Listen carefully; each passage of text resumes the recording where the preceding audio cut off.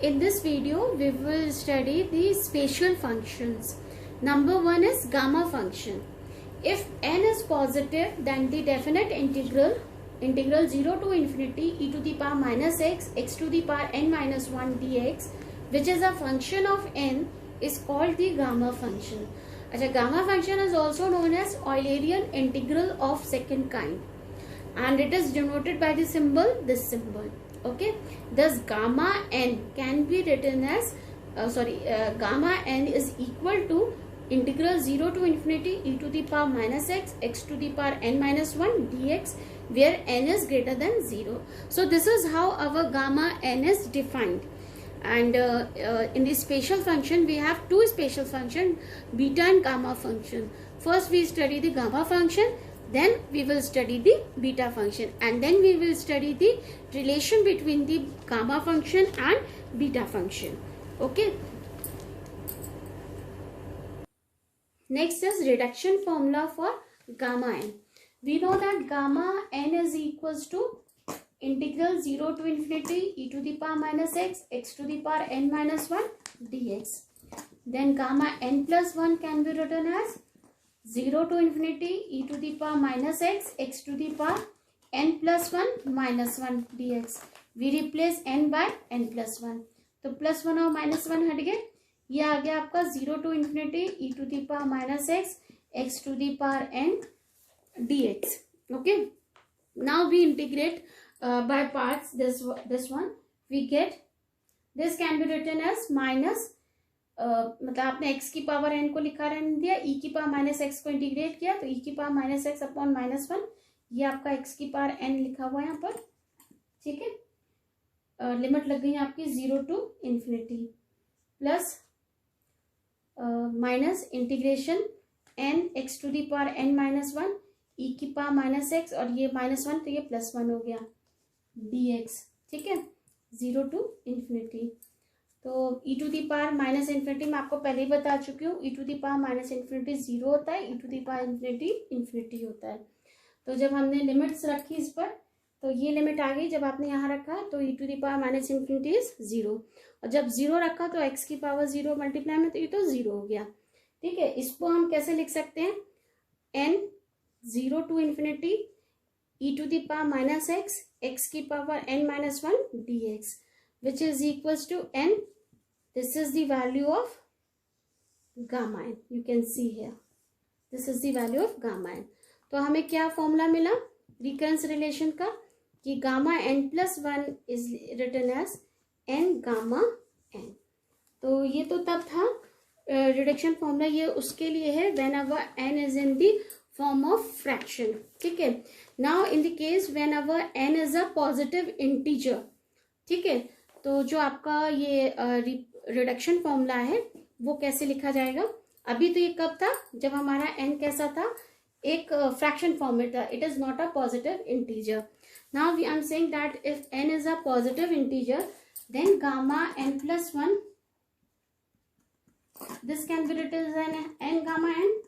ठीक है, तो गामा n को हम कैसे लिख सकते हैं, n minus 1 gamma n minus 1, है ना. ये कैसे लिखा जा सकता है, n into n minus 1 n minus 2 gamma n minus 2.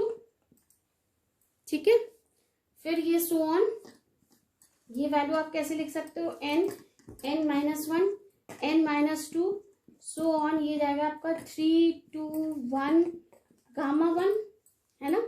तो इस पूरी वैल्यू को हम क्या लिख सकते हैं, n फैक्टोरियल.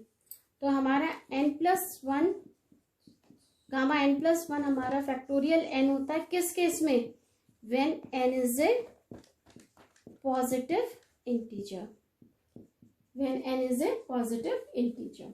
ठीक है, चलिए अब नेक्स्ट वीडियो में हम पढ़ेंगे कि हमारा जैसे वैल्यू जो आती है 3/4i, इसको आप गामा 3/4, इसको आप कैसे इवेल्युएट करोगे. So we will understand how the value of gamma 1/2 comes out. हम सिर्फ गामा 1/2 की वैल्यू फाइंड आउट कर लेते हैं मैन्युअली. बाकी जो गामा की वैल्यू होती है जैसे 3/4 हुई, 1/4 हुई, ये इसकी वैल्यू आपको जो मिलती है वो टेबल के थ्रू मिलती है, गामा की एक टेबल होती है, उसके थ्रू हमें वहाँ से उनकी वैल्यूज मिलती हैं। हम सिर्फ जो इवेलुएट कर सकते हैं manually, that will be gamma 1/2। तो गामा 1/2 को हम कैसे इवेलुएट करेंगे? We know that gamma n is equals to integral 0 to infinity e to the power minus x to the power n minus 1 dx। This is the value of gamma n, है ना। तो gamma 1/2 की value कितनी हो जाएगी? This will be equal to 0 to infinity। मैं इसको सिर्फ t के फॉर्म में लिख रही हूँ, वो t के फॉर्म में इसलिए लिख रही हूँ क्योंकि मुझे बाद में x के फॉर्म में आएगा तो वो कैसे आता है इस वैल्यू के लिए, ठीक है। तो इसको मैंने e की पावर t लिख लिया, t की पावर n की जगह मैंने 1/2 रखा, 1/2 माइनस 1 इज -1/2 dt। ये वैल्यू आ गई आपकी, आपने सिर्फ x को रिप्लेस किया t से, ठीक है। Now put t is equals to x square, तो आपको dt की वैल्यू क्या मिली? 2x dx, ठीक है। तो यहां से आपको गामा 1/2 की वैल्यू क्या आ गई? 0 to infinity e to the power minus x square, हमने t की जगह x स्क्वायर रख दिया, t की पावर -1/2 है ना। तो इसकी वैल्यू क्या आ जाएगी? 1/x into 2x dx। dt की जगह हमने रख दिया 2x dx। अब t की पावर -1/2 करोगे तो यानी आप 1/2 का मल्टीप्लाई करोगे, 1/2 का मल्टीप्लाई करो तो x की वैल्यू 1 मिलेगी। t की power -1 is equals to x, यानी t की वैल्यू हो गई 1/x, ठीक है। समझ रहे हैं ना। अब देखो t equal to x square है, आपको t की पावर -1/2 चाहिए, तो आपने पूरी वैल्यू का आपने -1/2 का मल्टीप्लाई कर दिया, 2 से 2 कैंसिल आउट हो गया, तो t की power -1/2 is equals to x की power -1 which is equals to 1/x। वो मैंने यहाँ पर लिख दिया है, ठीक है। ये आ गया आपका 1/x। तो हम इसको ऐसे लिख सकते हैं, x से x कट गया, this can be written as 0 to infinity e to the power minus x square dx। ये लिख सकते हैं, this is our equation number 1, ठीक है। अब आप लिखिए, writing y for x we have gamma 1/2 is equals to 2 0 to infinity e to the power minus y square dy भी हम लिख सकते हैं with in the same limit. अगर हम ये चेंज कर दें, कॉन्स्टेंट लिमिट है तो कोई फर्क तो पड़ेगा नहीं, हम ये भी लिख सकते हैं। Now we use the result by the help of the double integral, ठीक है। तो डबल इंटीग्रल से जब हम ये इसको यूज करेंगे तो हमारा क्या होगा?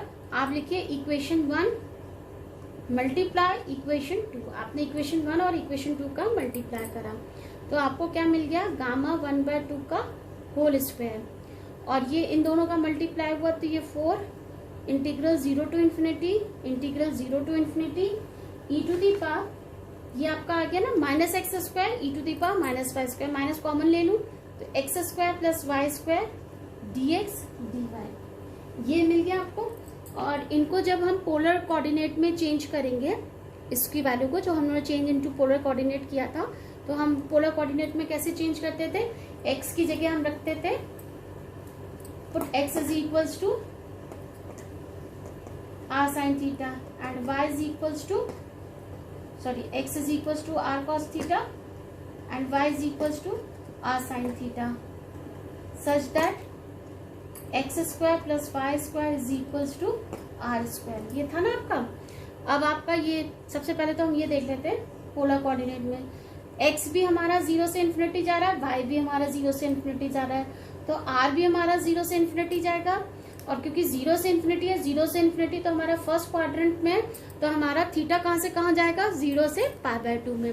तो हम जब इसको उसमें पोलर कोऑर्डिनेट में चेंज करेंगे तो हम इसको ऐसे लिख सकते हैं, it can be written as 4 0 to π/2 0 to infinity e की पावर माइनस r² हो जाएगा ये, और मॉड ऑफ j आता था, मॉड ऑफ j की वैल्यू r होती थी, dr dθ। आप ये लिख सकते हैं। अब आप सब्स्टिट्यूट कर दीजिए, let r² is equals to t, तो 2r dr is equals to dt, तो r dr की वैल्यू हो गई dt/2। ये वैल्यू आप यहाँ पुट कर दीजिए तो ये आ जाएगा 4 0 to π/2 0 से infinity e to the power minus t dt/2 dθ। Integrate किया इसको 4 0 से π/2, ये किसके बराबर चल रहा है, गामा 1/2 का होल स्क्वायर के बराबर, ठीक है। e की पावर माइनस 4/2 तो यहाँ ले लिया, e की पावर माइनस टी को हमने इंटीग्रेट किया, e की power minus T upon -1, limit लग गई 0 से इन्फिनिटी डी थीटा। इन्फिनिटी रखा तो 0 आएगा, लोअर लिमिट जब 0 रखा तो 1 आएगा, तो ये आ गया आपका 0 to π/2, 1 आएगा खाली, है ना, और माइनस माइनस प्लस हो जाएगा, लोअर लिमिट है तो खाली डी थीटा आया। तो यानी इसको जब इंटीग्रेट किया तो ये थीटा आ गया, थीटा की वैल्यू 0 से π/2, तो ये आ गई आपकी 2 into π/2, जब हमने π/2 रखा तो वैल्यू आ गई पाई, किसकी, गामा क्या है हमारे पास यहाँ पर, गामा 1/2 का whole square is equals to pi. तो यहाँ से गामा 1/2 की वैल्यू कितनी आ गई, √π। So we know only this value, that is gamma 1/2 is equals to √π. And remember, the proof of the gamma 1/2 is very very important. So you have to mug up this proof very very carefully, so that if they ask the how you get the value of gamma 1/2 is equals to √π, तो आप इसको इसी तरीके से करेंगे। यहाँ पे हमारा जो हम प्रीवियस मैथ में एक पढ़ चुके हैं concept, change into polar coordinate, वो वाला कंसेप्ट यहाँ पर यूज होगा, ठीक है। अब इसके बाद नेक्स्ट टॉपिक आता है हमारा transformation of gamma functions. We study transformations of gamma function. Number 1 है कि मतलब ट्रांसफॉर्मेशंस ऑफ गामा फंक्शन, मतलब गामा फंक्शन को और किन किन तरीकों से लिख सकते हैं। नंबर 1 है हमारा gamma n is equals to k to the power n integration 0 to infinity e to the power minus kx x to the power n minus 1 dx, ठीक है। ये हमारा नंबर 1 है। इसका हम प्रूफ देखते हैं कि हम इसको कैसे लिख सकते हैं ऐसे फॉर्म में, वो देखते हैं। प्रूफ है हमारा, we know that gamma n is equals to 0 to infinity e to the power minus x x to the power n minus 1 dx। अब हमें ये पता है, लेकिन हमें इस गामा n को इस फॉर्म में शो करना है। तो देखिए क्या तरीका होता है इसमें शो करने का, जो मैं आपको एक हिंट बता रही हूँ। यहाँ e की पावर माइनस एक्स है और यहाँ e की पावर माइनस के एक्स है, यानी इस x की जगह हमें क्या पुट करना पड़ेगा, कुछ ऐसा जो मल्टीपल हो k का। तो हम सीधे सीधे जो मानेंगे यहाँ पर सब्स्टिट्यूशन जो मानेंगे वो मानेंगे let x is equals to k y. हमें x की जगह के वाई करना है, तो हमने x is equals to k Y. तो यहाँ से आपको dx की वैल्यू क्या मिल गई, के डी वाई। अगर x 0 होगा तो y भी 0 होगा, अगर x इन्फिनिटी होगा तो y भी इन्फिनिटी होगा। तो लिमिट में तो कोई फर्क पड़ा नहीं, तो ये आ गया 0 to infinity e to the power minus k Y, और x की वैल्यू यहाँ से क्या हो गई आपकी के वाई, यानी के वाई की value n minus 1 into D x की जगह हमने रख दिया के डी वाई, ठीक है। तो ये आ गया आपका 0 to infinity e की power minus k y, y की पावर n माइनस 1, k की पावर n माइनस 1 और एक 1, तो के एन हो गया d y. This can be written as k n 0 to infinity e to the power minus ky y to the power n minus 1 dy. Within the same limit we can write this one as k to the power n 0 to infinity e to the power minus kx x to the power n minus 1 dx.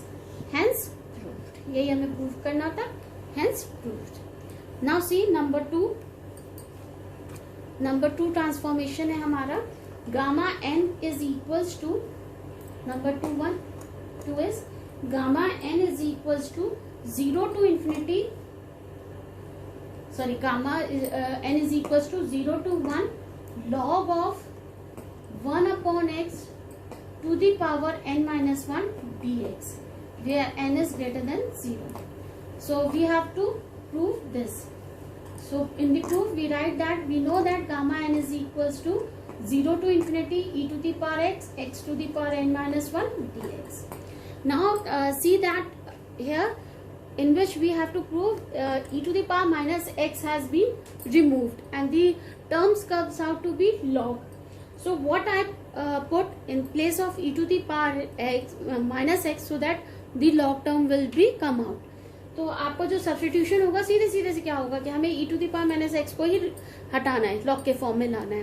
तो हम सीधे सीधे e to the power x को ही कुछ मान लेंगे। Let e to the power minus x is equals to y. तो माइनस एक्स की वैल्यू कितनी आ जाएगी यहाँ से, minus x is equals to log y, और x is equals to minus log y, और लॉग ऑफ y की पावर -1, ये माइनस ऊपर चला गया, यानी लॉग ऑफ 1 अपॉन वाई, यही आ गया। यहाँ से हमें dx की वैल्यू क्या मिल जाएगी, dx is equals to -1 upon y dy, यही वैल्यू मिल गई हमें dx की। अब हम ये सब्स्टिट्यूट कर देते हैं अपने इधर।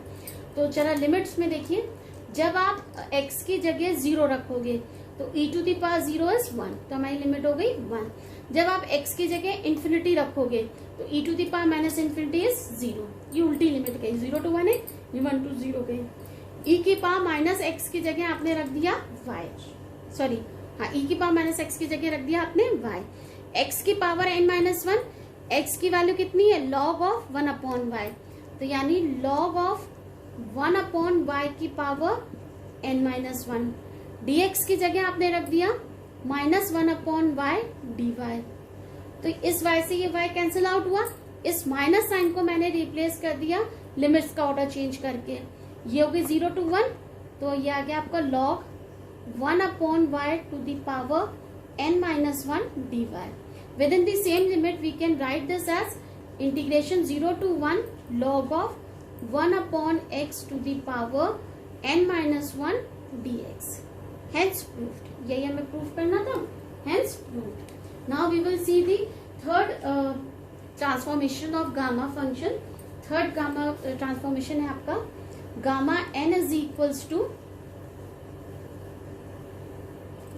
number third is gamma n is equals to 1 upon n 0 to infinity e to the power minus x to the power 1 upon n dx।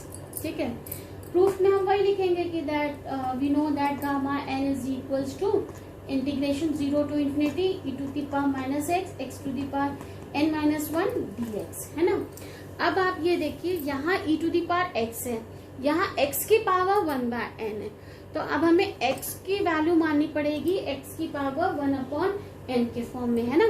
तो हम क्या मान लेंगे, सीधे सीधे हम मान लेंगे let x is equals to y to the power 1 upon n। देखो मैंने x को रिप्लेस कर दिया x की पावर 1 अपॉन n में, तो यहाँ से dx की वैल्यू क्या निकल आएगी, 1 upon n y to the power 1 upon n minus 1 dy। ठीक है, ये वैल्यू आपने सब्स्टिट्यूट कर दी। जब x की वैल्यू आप 0 रखोगे तो y की वैल्यू भी 0 होगी, जब आप x की वैल्यू इन्फिनिटी रखोगे तो y की वैल्यू भी इन्फिनिटी होगी। तो लिमिट्स तो आपकी यही होगी 0 टू इन्फिनिटी, e की पावर माइनस एक्स है तो e की power minus y to the power 1 upon n, x की पावर n-1 है यानी y to the power 1 upon n की पावर n-1। dx की जगह हमने लिख दिया 1 अपॉन n y की power 1 upon n minus 1 dy। चलिए ये आ गया आपका 1 अपॉन n, तो मैंने बाहर निकाल लिया, 0 टू इन्फिनिटी e की पावर माइनस y की पावर 1 अपॉन n, ये मल्टीप्लाई हुआ तो 1 upon n into n is 1, minus 1 के साथ मल्टीप्लाई किया 1 अपॉन n, इसको ऐड कर दिया plus 1 upon n minus 1 dy। तो ये तो पूरा कैंसिल आउट हो गया, y की power 0 is 1। Within the same limits हम इसको कैसे लिख सकते हैं, 1 upon n 0 to infinity e to the power minus x की पावर 1 अपॉन n dx। यही हमें प्रूफ करना था, हेंस प्रूफ्ड। ठीक है, so these 3 are the transformations of gamma function. Now we will study the beta function. What is beta function? Now see beta function. If m and n are positive, then the definite integral 0 to 1 x to the power n minus 1 minus x to the power n minus 1 dx, which is a function of m and n, is called the beta function. This beta function is also known as Eulerian integral of first kind and is denoted by beta mn. Thus beta mn is defined as integral 0 to 1 x to the power m minus 1 minus x to the power n minus 1 dx, where m and n both are the greater than 0. ठीक है, now we will study symmetry of beta function. So how the symmetry of beta function is defined? Symmetry of beta function is beta m n is equals to beta n. Symmetry का मतलब क्या है कि अगर हम beta m N की जगह beta N M लिखें तो भी सही होगा। तो इसका प्रूफ कैसे होगा? प्रूफ हम कैसे करेंगे? We know that beta m n is equals to 0 to 1 x to the power m minus 1 1 minus x to the power n minus 1 dx। ये हमें पता है, ये वैल्यू होती है, ठीक है। अब हमें एक डेफिनेट इंटीग्रल की प्रॉपर्टी पता है, that is if we have the integral 0 to a fx dx then we can write this integral in the same limits 0 to a f of a minus x dx। This is the property of the definite integral, ठीक है। तो इसको use करके हम इसको कैसे लिख लेंगे? This can be written as 0 to 1। अब a की वैल्यू यहाँ 1 है, तो x को हम लोग रिप्लेस करेंगे 1 माइनस एक्स से। तो 1 माइनस एक्स की power n minus 1 1 minus x, ठीक है। तो ये प्लस एक्स हो गया पावर n माइनस 1 dx। तो ये कट गया। This can be written as 0 to 1 x की power n minus 1 minus x की power m minus 1 dx which is equals to beta ln। Hence beta mn is equals to beta nm। Now in this beta function again we have the transformations, है ना। जैसे हमने transformations किए थे gamma function के, similarly transformations हमारे exist करते हैं बीटा फंक्शन के लिए भी। तो next we will study transformations of beta function, ठीक है। फर्स्ट ट्रांसफॉर्मेशन है आपका नंबर 1 है beta m n is equals to beta m n is equals to 0 to infinity x to the power m minus 1 upon 1 plus x to the power m plus n dx, ठीक है। First transformation हमारा ये है।